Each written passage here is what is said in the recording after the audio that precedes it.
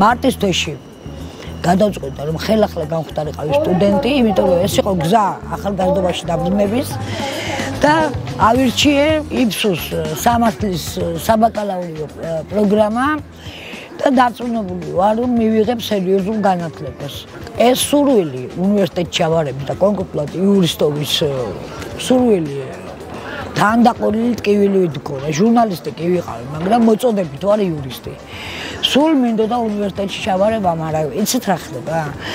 აი, ასაკი მზღუდავდა თითქოს. გამოცდების ჩავარების პერიოდი კურიოზი იყო, ბავშვები ხო შედიოდნენ და უკაცრავად დაცვა გადამიდგა წინ, თქვენ ვერ შეხვდით, ვეკითხები, რატომ ვერ შევალ, იმიტომ რომ თქვენ მშობელი ხართ. მშობელი კი ვარ, მაგრამ სწავლას მოწყურებული მშობელი ვარ და წარუდგენდი ხოლმე ამ შესასვლელბანას და მათი გაოცებული თვალები.